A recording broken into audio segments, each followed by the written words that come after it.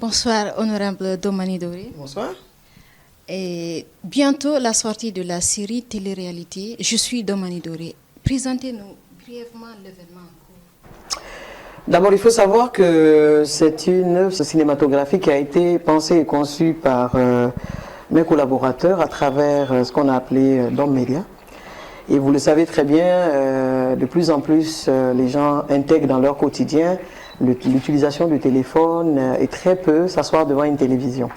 Et l'avantage du téléphone aujourd'hui nous permet d'avoir accès à plusieurs applications telles que YouTube et les réseaux sociaux pour diffuser des informations pour un large public. Et les gens ont le choix de ce qu'ils veulent regarder.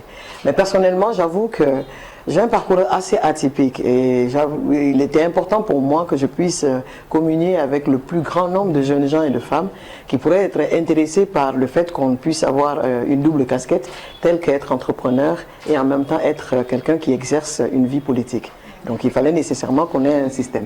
Et j'avoue que le petit temps que que Dieu m'a accordé aux États-Unis, j'ai constaté que les téléréalités étaient des éléments en tout cas qui permettent, au-delà de l'usuel, de l'habituel, de toucher un plus grand nombre, au moins que celui qui vient regarder la couleur de tes cheveux puisse entendre le message qui passe. Donc l'idée c'est vraiment ça.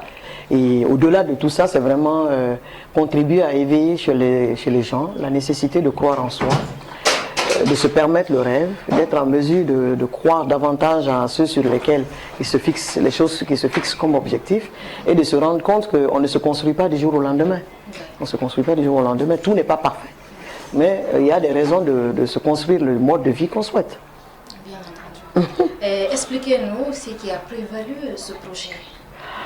Bon, ce qui a prévalu à ce projet, je suis du genre à me lancer des défis, à relever des défis, à faire, comme on dit habituellement, j'aime les challenges. J'aime les challenges et je me suis dit que pourquoi pas une télé-réalité, pourquoi pas partager mon quotidien, le quotidien de mes proches, le quotidien de mes collaborateurs, pourquoi pas, et permettre ainsi aux Guinéens de déconstruire cette idée que une personne qu'on appelle une personnalité publique ne peut pas avoir une vie normale. Et c'est vrai que tout ne peut pas être totalement normal, mais quelque part, il y a mes envies, mes centres d'intérêt que j'estime être capable de partager et que les gens puissent s'en inspirer pour ceux qui veulent. Et ce qui est beau avec l'utilisation des canaux que nous allons utiliser, à part les télévisions traditionnelles, je vous parlais de YouTube, ce qui est beau avec, c'est qu'au fur et à mesure que les gens se permettent d'aller vous regarder, ça vous permet d'avoir une plus large audience. Et bien entendu, au-delà de la Guinée, vous avez ce qu'on appelle la zone francophone qui peut profiter de cette production. D'accord. À travers cette œuvre cinématographique, que pouvons-nous nous attendre réellement après? D'abord, nous serons à la première saison, c'est la première saison et donc je souhaite sincèrement que l'on puisse parler un jour de la 100e saison, pourquoi pas. Et donc cette première saison sera l'occasion d'abord de partager cette année si abracadabrante qu'on a vécu avec 2020, puisqu'on a démarré réellement en 2020. Et donc ça nous permet justement de voir combien de fois nos vies ont été chamboulées et de s'adapter pour les années qui viennent à cette nouvelle vie, si on peut l'estimer ainsi.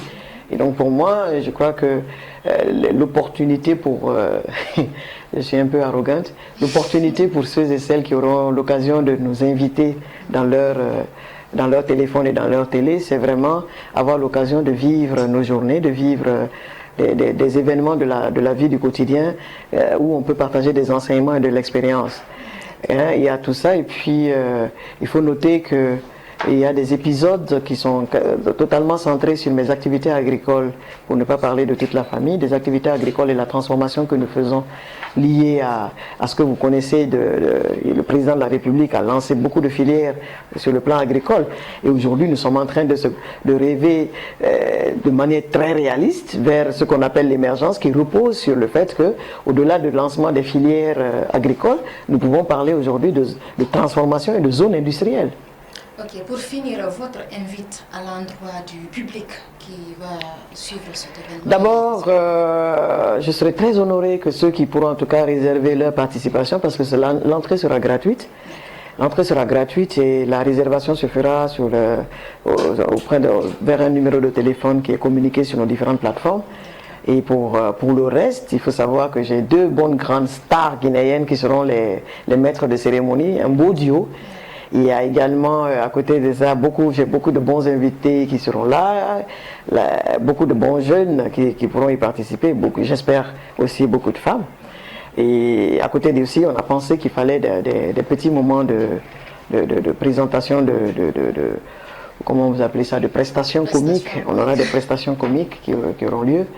Et qu'est-ce qu'il y aura d'autre? Je crois que comme c'est l'avant-première, ce sera l'occasion pour ceux en tout cas qui seront présents. Je remercie de passage la direction de Canal+, qui ont accompagné sur le plan institutionnel vraiment pour donner du sens et du contenu aux différents épisodes. Et bientôt, nous sommes en train de bosser à ce que nous puissions nous retrouver justement sur des chaînes avec eux, sur Canal+. Et donc, nous travaillons à respecter leurs standards et tout. Et tout ça nous ramène à la nécessité qui les a accrochés, c'est que, au-delà de mon quotidien, on démontre combien de fois la Guinée a beaucoup à offrir au monde, à travers les différents domaines et compartiments qu'on va mettre en exergue. Voilà. Donc, une année finie, Oui. une année commence. Oui. Quels sont vos vœux du nouvel an?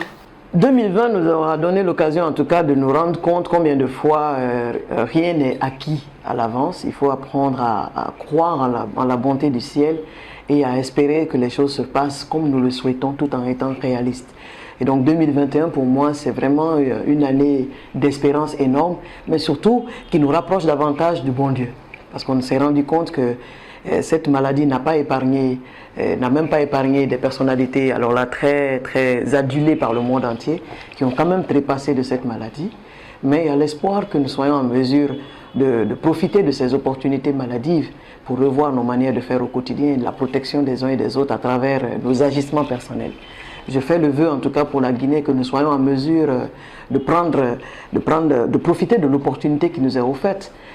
Quand nous parlons de la prospérité partagée, ce n'est pas un vœu pieux, c'est vraiment un objectif à atteindre et cela dépendra de nos individualités autour de la communion qu'on doit faire vers en tout cas le professeur Alpha Condé et bien entendu toute la chaîne qui permet à ces différents intervenants de permettre que le Guinéen puisse se rendre compte qu'il n'y a pas meilleur pays que notre pays.